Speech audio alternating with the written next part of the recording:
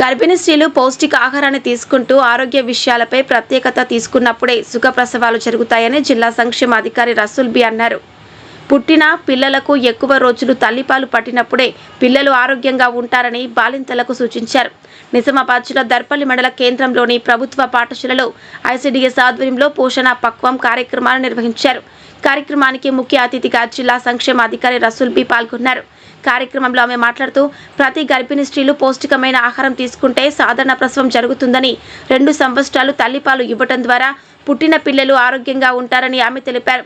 కార్యక్రమాన్ని ఉద్దేశించి సిపిఓ జ్యోతి ఎస్ఐ రామకృష్ణ మాట్లాడుతూ పౌష్టిక ఆహార విశిష్టత గర్భిణీలకు వివరించారు.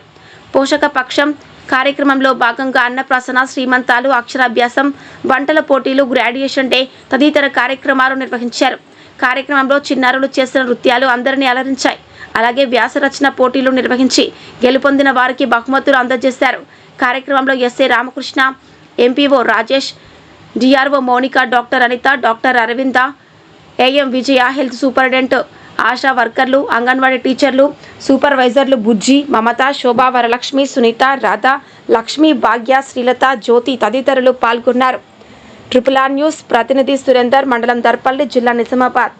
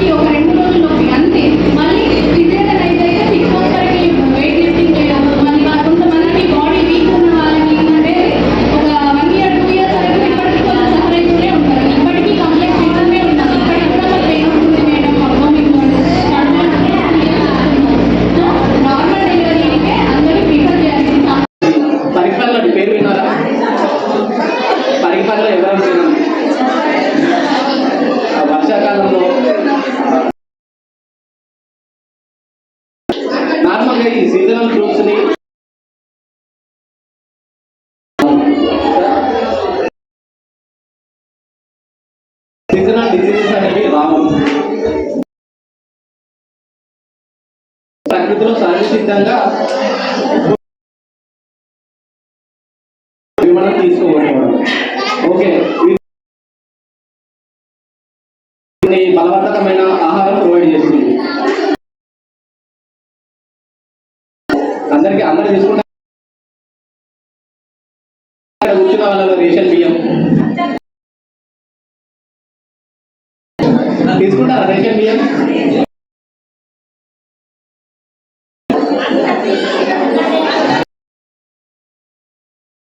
ఎంతమంది తింటారు?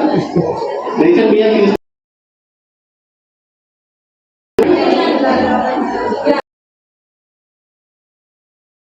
రైస్ తింటాం చాలా మంది.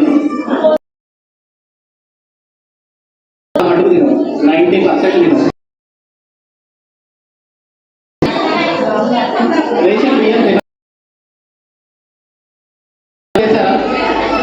మేడం రేషన్ బియ్యంలో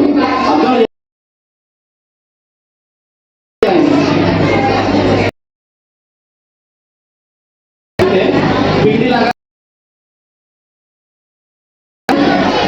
అంటే బలవర్ధకమైన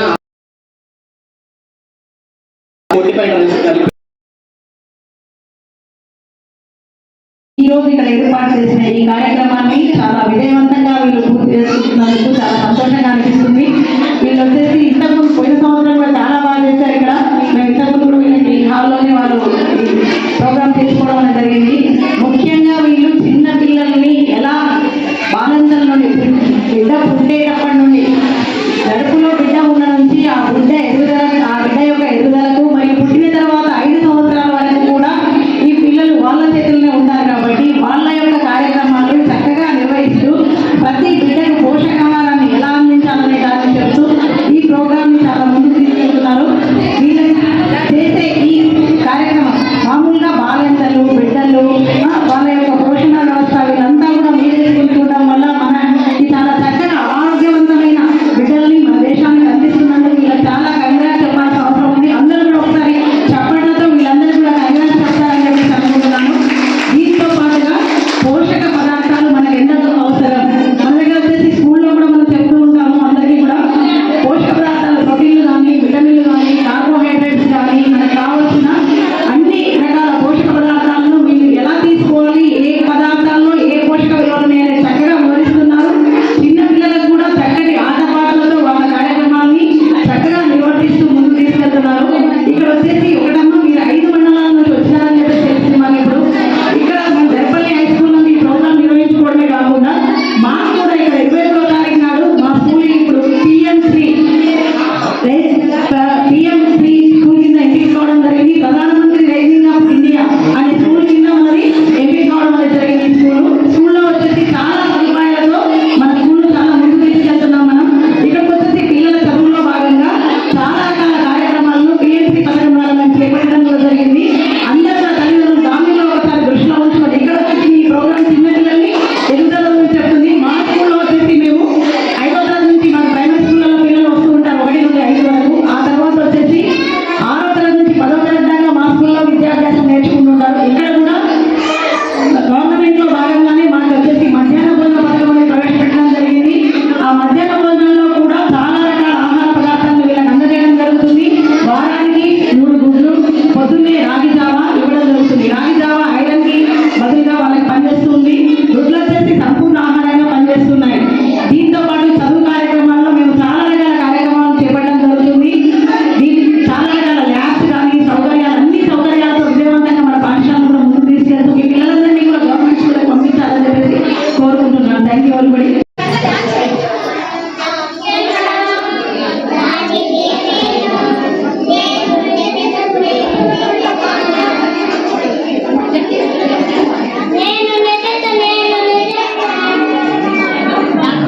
ఇంతకుముందు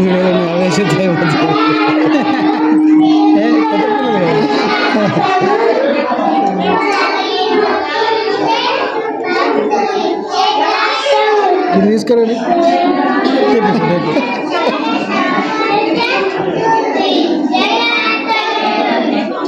చేద్దాం.